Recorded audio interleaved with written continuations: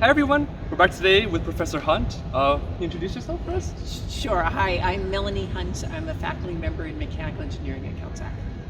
Awesome. Thanks so much, Professor Hunt, for taking the time to speak with us today.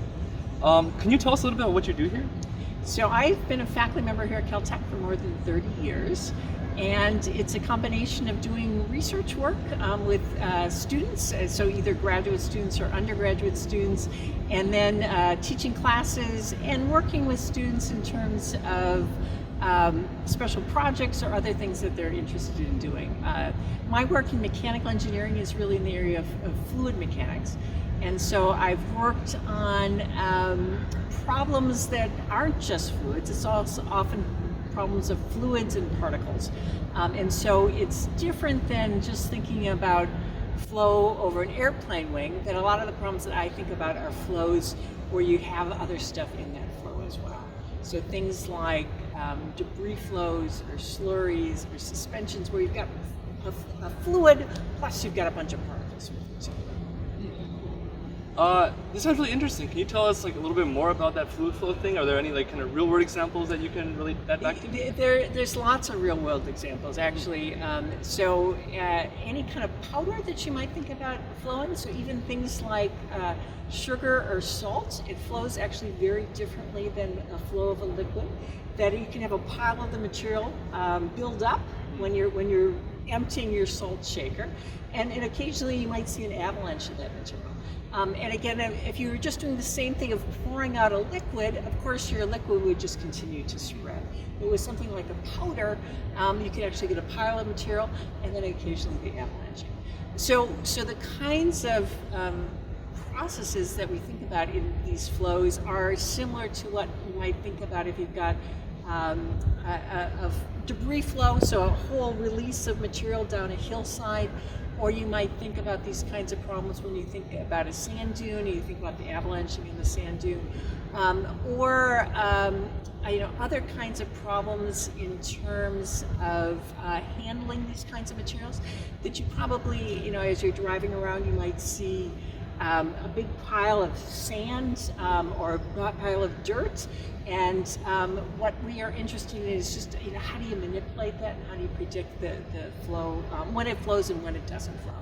It would be one of the things we're very interested in. Awesome. And I guess that research will be useful for loading for boom lever and for towers when we have to load our structure. So it's probably the same kinds of things as thinking about those tower kinds of things that you might think about. Yeah.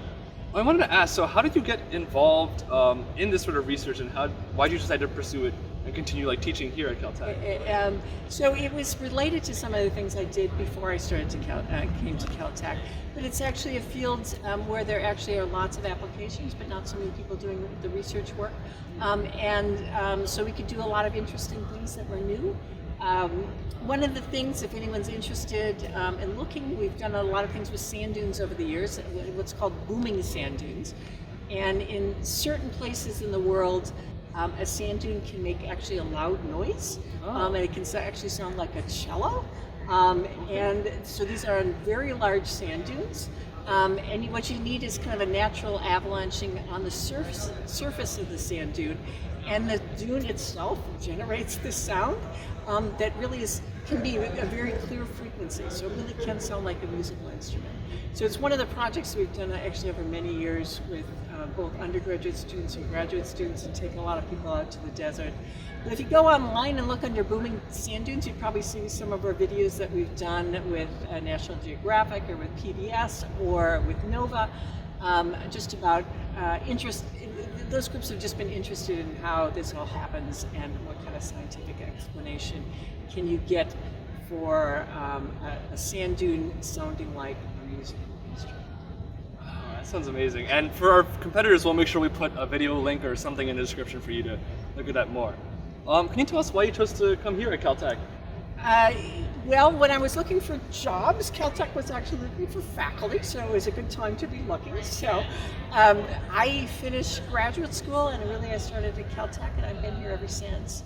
But Caltech, it was interesting for me because Caltech is a very different institution, that it's small and just focused on science and engineering, which I found really attractive. It gives me a lot of opportunity to interact with students, to have kind of small groups of individuals that I can interact with either through class or through various kind of projects.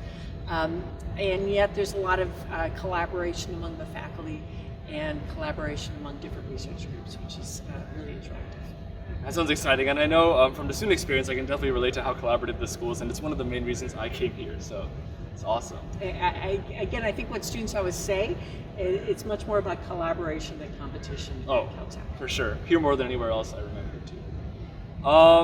That being said, there is a competition coming up. It's the national tournament, obviously. Do you have any words of advice for competitors? Well, what I'd tell any student in any situation like this is don't get discouraged.